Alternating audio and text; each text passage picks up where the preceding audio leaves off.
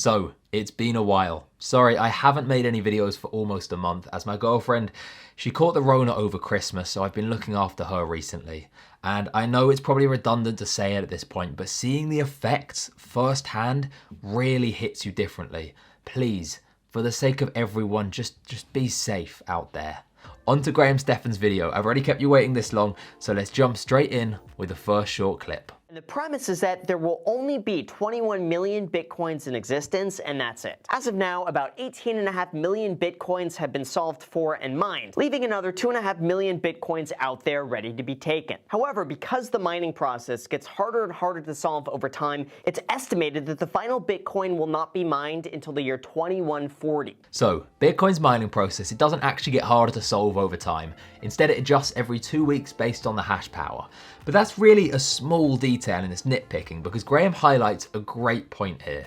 As the number of new Bitcoin being mined drops roughly every 4 years, Bitcoin is slowly approaching its total supply of 21 million.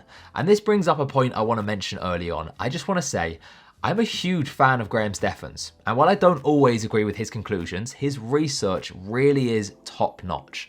I can tell how hard he worked on this video, and other than just a few insignificant details, he really nails the key points. Generally speaking, when it comes to frugality and long-term investing, we see perfectly eye to eye, but our views on Bitcoin do differ. So with that said, let's continue. In fact, it's not uncommon for Bitcoin to rally up in price before crashing down 70 to 90% before again consolidating and running back up even higher. So it's true, Bitcoin's price tends to move in cycles, and with each cycle, Bitcoin has posted higher and higher prices over time. However, what you might not know is that Bitcoin has actually outperformed all other asset classes in 10 of the 12 years it has been around, and is currently ahead again in 2021. 10 out of 12 years. So in spite of these cycles, Bitcoin has actually been remarkably consistent over time as long as investors don't sell in any less than a 3-year window, which is the same advice that myself, Graham, and any competent investor will always give you about the stock market too.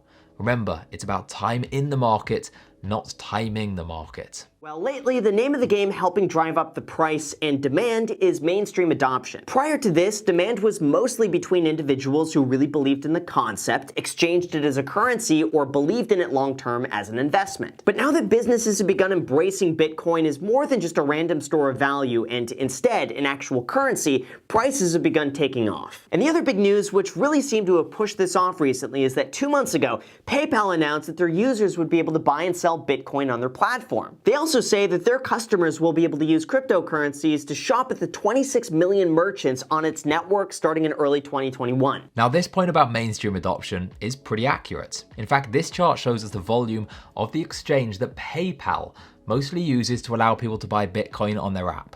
And as we can see, the volume has been growing hugely in the past few months. However, the real story that is emerging here is not mainstream adoption by regular people like you and me, but institutional adoption.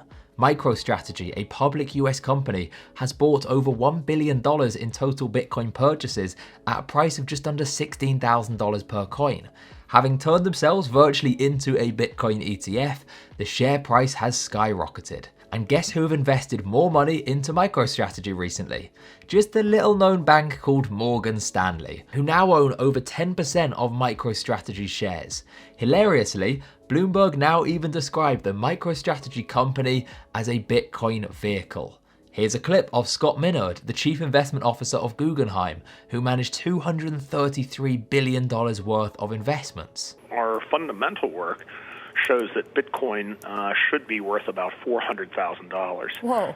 So, we're going to, even if we had the ability to do so today, we're going to monitor the market and see how trading goes on valuation, but ultimately look to buy it. These are just a few examples of many too. The story of Bitcoin today is one of institutional adoption. First is regulation. The Financial Crimes Enforcement Network just recently proposed a new regulation that would require people identify themselves and their personal information upon request when transferring more than $3,000. It would also require the exchange to report your information if you make more than $10,000 in transactions in a 24-hour period. Now, while that by itself might not seem like that big of a deal, the real implication is tying you as the owner to your own private wallet, where every transaction and Bitcoin you hold is recorded publicly in perpetuity. Now, of course, there are ways around it, but still, I don't think the government is going to let this one just go away without finding a way to track how much you get and spend. So I totally agree. The government will do everything in their power to track Bitcoin and stop people from using it as a means of breaking the law. However, in recent videos, I've discussed the 4 potential uses that Bitcoin could have and made the point that Bitcoin doesn't need to fulfill all 4 of these uses to be valuable. If even just 1 or 2 of these come true, then that will bring demand. Well, regulation, it might be bad for Bitcoin in some ways. However, regulation will actually make Bitcoin more suitable to be used as a global settlement network for sending large transactions, for emerging markets to adopt it as a currency as it's recognized by other countries, and its use as digital gold, with gold also being regulated. In fact, the Treasury subdivision recently declared that blockchains have the same status as other financial networks such as SWIFT, ACH, and Fedwire, which basically means that the Bitcoin blockchain can be used to settle large transactions and fulfill that first use that I just mentioned. On top of that, increased regulation should pave the way for a Bitcoin ETF. I mean, especially as MicroStrategy are essentially just becoming one anyway, and the new SEC chair has famously spoken in favor of Bitcoin in the past. Now, obviously, regulation is not good for Bitcoin in the eyes of a purist, and I'm not trying to say for a second that that is the case.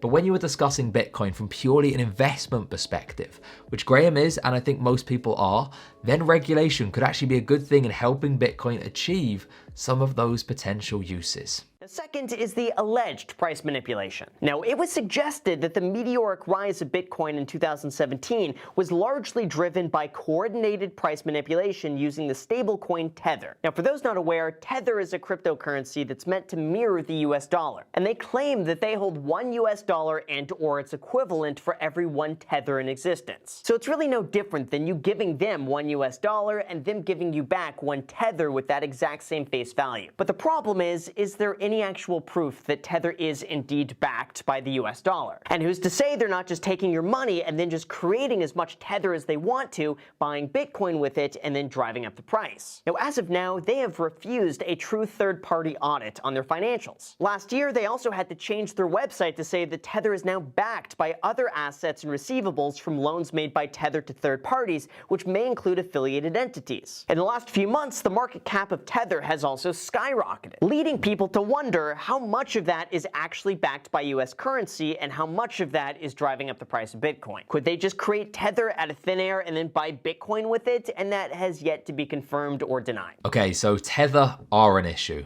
I've spoken about them numerous times on this channel in the past, and I've never been a fan. But are they actually artificially pushing the price of Bitcoin up? Well, this was the argument used in the 2017 bubble. However, UC Berkeley professors Richard K. Lyons and Ganesh Viswanathan, sorry for that horrible pronunciation, but they recently penned a report for the Center of Economic Policy Research and concluded that they found no systematic evidence of stablecoin issuance driving cryptocurrency prices.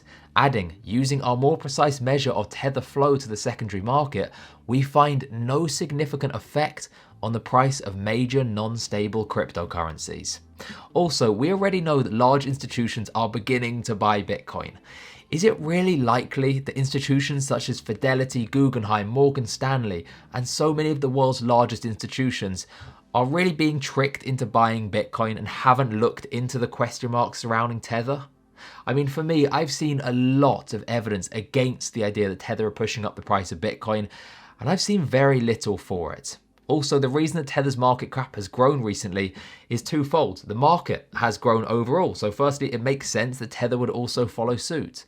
And secondly, the explosion of decentralized finance, or DeFi for short. It has triggered huge inflows into all stablecoins as they are being commonly used as collateral. Now, third, we got to talk about price volatility. It's no surprise Bitcoin can go down just as fast as it could go up. In the last few days alone, it went from $28,000 to $34,000, then back to $28,000, then back to $31,000 within a few hours. Large sell orders can easily cause the entire market to drop 5 to 10% in a matter of minutes. And one big purchase can easily cause the entire market to skyrocket 5% instantaneously. And if we look back beyond just a few-day window, there's consistently been a major collapse collapse every few years that wipes out the majority of its value. So according to a recent study carried out by VanEck, from the beginning of 2020 until November 13th, Bitcoin had exhibited less volatility than 29% of stocks in the S&P 500, i.e. America's 500 largest companies. Also, Bitcoin's volatility on average has been dropping year on year since its inception. On top of that, one of the most overlooked reasons why Bitcoin has been so volatile is simply because it's been trading since day one.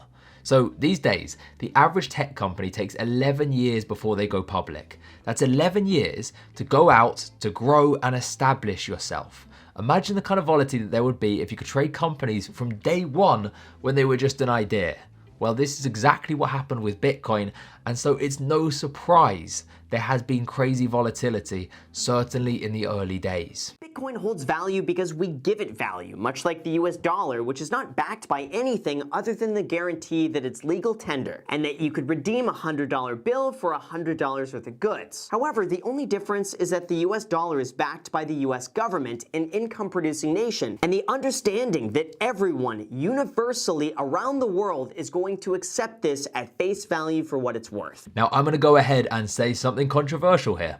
The dollar does not get its value from being backed up by the government. In 1980, the US dollar had an inflation rate over 13%.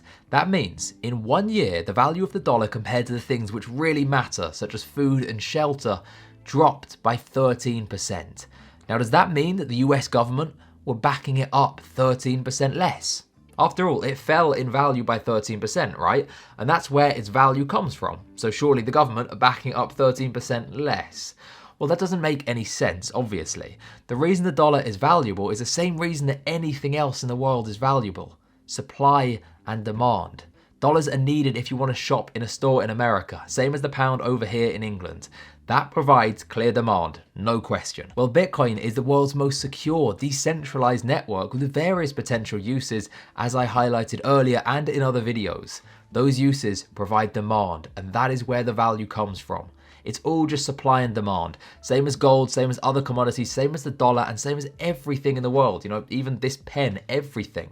It all just comes back to supply and demand. I wouldn't be surprised if at some point Bitcoin is recognized as a digital gold or a store of value. But in order to be used as an actual currency, we can't be having these crazy price fluctuations hour by hour. Perhaps one day Bitcoin could be a global reserve currency capable of transferring trillions of dollars around the world in a matter of minutes. But as of right now, we still have a long way to go. So to this point here, what I have to say is that on April 10th, 2020, there was a transfer of 161,500 Bitcoin in a single transaction. At the time, that was a value of $1.1 billion and for a fee of just 68 cents. At today's value for Bitcoin, this same transfer would be $5.6 billion and only for a fee of $3.49. So admittedly, it's true, we're not there yet when it comes to trillion-dollar transfers. After all, that is more than the total value of all of Bitcoin put together. However, if this transfer right here and numerous others that I could show you proof to are not proof that Bitcoin is on the way, I really don't know what is. In fact, here's a challenge. In the comments, post if you can find a single transfer of over $1 billion using traditional methods that charged a fee of less than $1 single dollar. That is a fee, I've actually had to jot this down to remind myself, of 0.0000006%. And I will post the proof of this transaction in the description below too. After all, we are talking about Bitcoin. There is no need to trust me when I say this. You can always look for yourself. I'm really going to take the stance that at the end of the day, no one knows what's going to happen, and there's really not a lot of harm of investing a very small percentage of your overall net worth into Bitcoin just so you're exposed to it. But I certainly would not go all in or invest an amount that you're not comfortable with losing, because at the end of the day, this thing is a wild card. For example, I would not be entirely opposed to investing 1 to 3% of my net worth into Bitcoin, holding it, and then whatever happens, happens. So on this point here, I agree with Graham, and it's part of why I love his content. He's open-minded enough to see the value in investing 1 to 3% of his money. Now for me, the specific number anyone invests comes down to 3 things: conviction levels, how much you know, and how much you can afford to lose. After all, even despite everything I've said, the risks are still very, very high. As an example, as you know, I still live with my family, and I'm not rich like many financial YouTubers are. But I have been saving over 70% of my income for the past 3 years now, so I can move out and buy a flat with my girlfriend sometime soon. The worst case scenario for me is that the cryptocurrency market goes to zero. In which case though, I've been putting money aside in a different pot, so we can still move out anyway. So you see, the most important 2 things that you have to do is number 1, educate yourself, study and learn as much as possible. And number 2, ask yourself if your worst case scenario, like I just explained, is okay. Because if it's not, you've invested too much money.